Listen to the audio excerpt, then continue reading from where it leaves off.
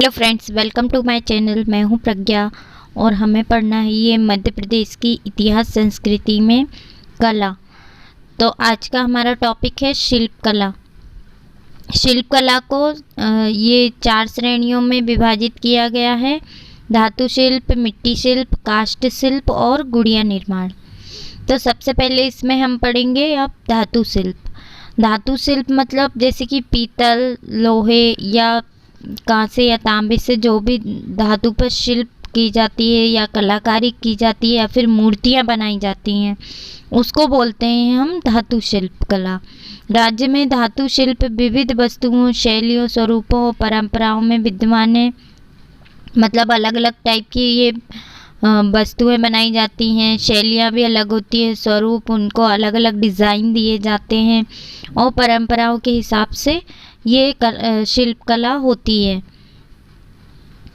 इसमें आगरिया लौह शिल्प, आगरिया जनजाति हमने मध्य प्रदेश की जनजातियों में कवर कर रखी हैं। अगर आपको देखना है या नहीं देखा है आपने तो जाकर आप प्लेलिस्ट से देख सकते हैं। उसमें आगरिया जनजाति का ये मैंने उसमें डिटेल में बताया है। राज्य की आगरिया जनजाति अपने लौह शिल्प के लिए जानी जाती है। ये जनजाति कृषि उपकरण, औजार और शिल्प बनाने के लिए प्रसिद्ध रही है। ये लोग लोहे की जो भी धातुएं हैं उनसे क्या करते हैं, ये औजार वगैरह कृषि के जो भी उपकरण हैं ये कौन बनाते थे? आगरिया जनजाति। आगरिया शिल्पी ग्रामीणों में उपयोग होने वाले सामानों तीर का फाल, भाला, कुल्हाड़ी, चाकू, हंसिया, हथौड़ा, खुरपी, छेनी, फावड़ा, कुदाल, चिमटा, तवा, सांकल, ये सारे जो भी लोहे के सामान हैं ये कौन बनाता है? आगरिया जनजाति। इसके अलावा आध्यात्मिक और अनुष्ठान में भी जो भी लोहे के सामान बनते होंगे, जो भी सामग्री लगती होगी उसको भी यही लोग बनाते थे। और सौंदर्य परक शिल्पों में अंगूठी, हसली, कंठा, कंगन, सिकड़ी और ये लोग इसके गहने भी बनाते हैं। अब आता है आपका ये धातु शिल्प चल रहा है, इसी में आपका सेकंड पॉइंट आता है टीकमगढ़ का पीतल शिल्प। राज्य में टीकमगढ़ जिला धातु शिल्प की परंपरा का महत्वपूर्ण केंद्र है। यहाँ की कलात्मक कृतियों की ख्याति आज भी देश और विदेश में बनी हुई है। इतनी सुंदर डिज़ाइन होती है इनकी कि देश और विदेश में इनकी ख्याति है। यहाँ की धातु शिल्प प्रक्रिया मोमचय विधि पर आधारित होती है।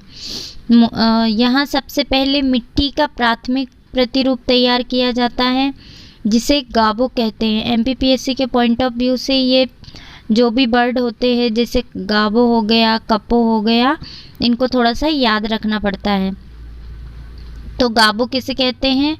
जो प्राथमिक प्रतिरूप तैयार किया जाता है मिट्टी का उसको गाबो कहते हैं। पहले मिट्टी का जो भी प्रतिरूप, मिट्टी से पहले जो भी बनाना है उसको अगर तैयार करेंगे तो उसको क्या बोलेंगे? गाबो। इतना सारा ना बोलकर उसको गाबो बोल देते हैं। गाबो मूर्ति की आधारभूत प्रक्रिया है। दूसरी कपो प्रक्रिया से अपेक्षित मूर्ति की सुंदरता है। उसके बाद उसकी वो जो भी डिज़ाइन बनाते हैं उसको ये लोग कपो बोलते हैं। भव्यता, बारीकी पर ध्यान दिया जाता है, मतलब बारीकी से और सफाई से डिज़ाइन बनाए जाते हैं। यहाँ की पीतल की राधा कृष्ण की मूर्तियों की देश भर में मांग रहती है। यहाँ की अब आता है आपका चिचली का पीतल शिल्प। यहाँ मुख्यतः पीतल, कांसा है ये, और तांबे की धातु पर काम होता है। चिचली में पहले झांझ घंटा का निर्माण होता था, लेकिन अब परात जो थाली होती है, परात होती है बड़ी, वो डेगची मतलब जिसमें खाना बनाया जाता है, वो ये बर्तन बनाते हैं। उसके बाद आता है आपका उचेहरा का धातु शिल्प। सतना का उचेहरा नगर कहाँ पर है? ये सतना में। सतना का उचेहरा नगर कांस्य धातु शिल्प का सबसे बड़ा केंद्र है। यहाँ धातु शिल्प की प्रसिद्धि कांसा और फूल द्वारा निर्मित थालियों के कारण है।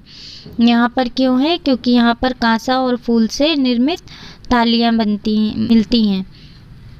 कुछ वर्षों से उचेहरा के बटलोही नामक पात्र की भी अच्छी मांग बनी हुई है। उचेहरा के शिल्पी कांसा, फूल, पीतल, भरत नामक मिश्र धातु का उपयोग करते हैं। ये सारी क्या है, मिश्र धातु हैं। तांबे के साथ टिन या रांगा मिलाने से कांसा या फूल बनता है।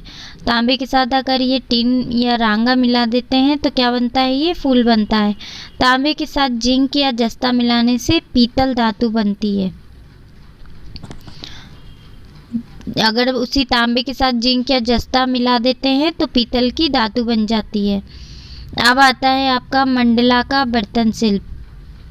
मंडला जिले की कांस्य शिल्प कला का अपना गौरवशाली इतिहास रहा है। यहाँ लोटा, कटोरी, गिलास, बर्तन इनका निर्माण होता है। पहले गमले, फूलदान, ये सब पहले क्या होता था, गमले बनाए जाते थे, फूलदान बनाए जाते थे, लेकिन अब क्या होता है कि बर्तन भी बनते हैं यहाँ पर।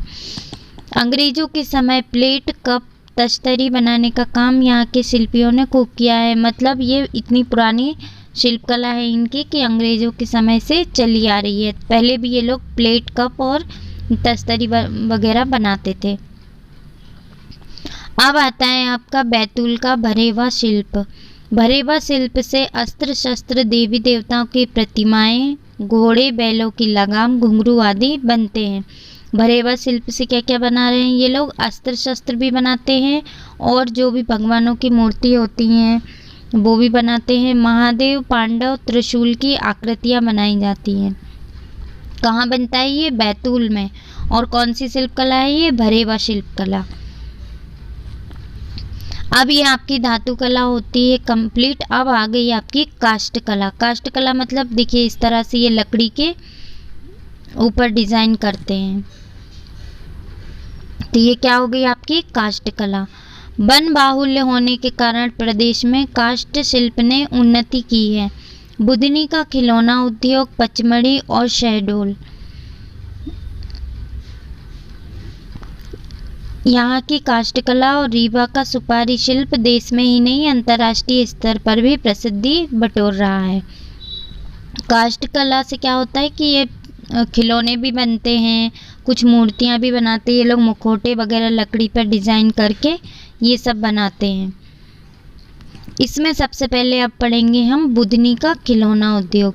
यहाँ दूधी, सागौन, साजा की लकड़ियों से कलाकृति बनाई जाती है। ये लकड़ियों के नाम है। तो बुदनी में कौन कौन सी लकड़ियाँ हैं, ये दूधी, सागौन, साजा की लकड़ियों से कलाकृति बनाई जाती हैं।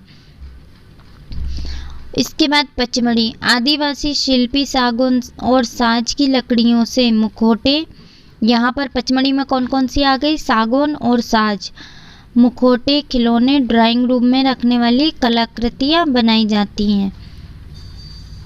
इनकी कला के लिए मध्य प्रदेश हस्तशिल्प निगम बाहर से कुशल शिल्पियों को बुलाकर विशेष प्रशिक्षण मुहैया कराता है।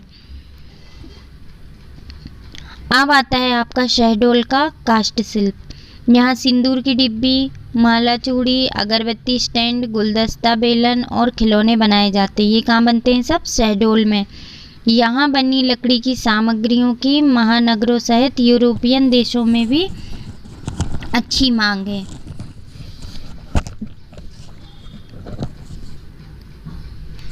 इसके बाद आती है आपकी तीसरे नंबर पर ये मिट्टी शिल्प कला। पूरे राज्य में टेराकोटा, देखिए इस तरह से ये मिट्टी पर शिल्प कला की जाती है। टेराकोटा और पटरी से बनाई गई कलाकृतियों की आज देश विदेश में अच्छी मांग है।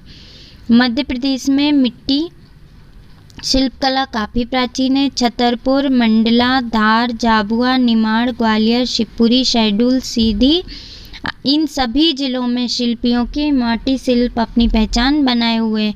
और हमें ये भी पता है कि पूरा कुम्हार समाज जो है वो मिट्टी शिल्प कला से जुड़ा हुआ है, जो कि ये घड़े, मिट्टी के घड़े बनते हैं, दीपक वगैरह बनते हैं, तो ये भी मिट्टी शिल्प कला में आता है। इसके बाद आता है आपका गुड़िया निर्माण। राज्य के जनजातीय जिले झाबुआ में आदिवासी के द्वारा गुड़ियाओं के साथ ही आदिवासियों के पारंपरिक तीर कमान जैसे काष्ठ शिल्पियों का निर्माण किया जाता है। यहाँ की गुड़िया की भाव भंगिमाएँ, वेशभूषा, शारीरिक बनावट जनजातीय संस्कृति का प्रतिनिधित्व करती हैं।